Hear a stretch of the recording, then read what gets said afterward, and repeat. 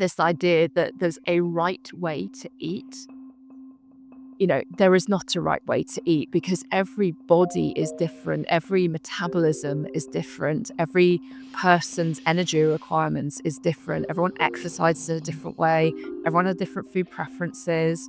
There is just so much variability. And, some people are vegetarian, some people are vegan, some people, are meat eaters. And there's just so much variability and, so many different ways of eating in a healthy way. And I truly believe that all foods can be incorporated into a healthy diet.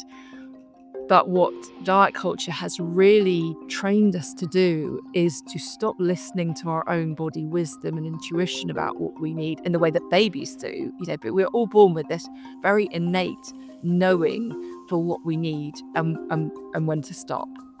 But that is sort of trained out of us because we're surrounded by all these external messaging or ideas around what we should be eating or what's right for us, that we start to suppress our own needs and stop listening to our bodies and our own internal cues and start looking externally to what we need. And that's where it all goes horribly wrong, I think.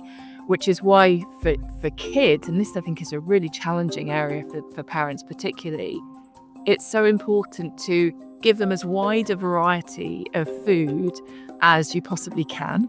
And of course, that will depend on your socioeconomic status and all, food availability and all that sort of thing. But to trust your child to say which parts they want and how much. It's a tricky one, especially when, there's just so much talk about good foods and bad foods and moralizing of foods. But if you are able to do that, then you really set your kid up to have a great relationship with food, because they will keep their own intuition for what their body really needs intact.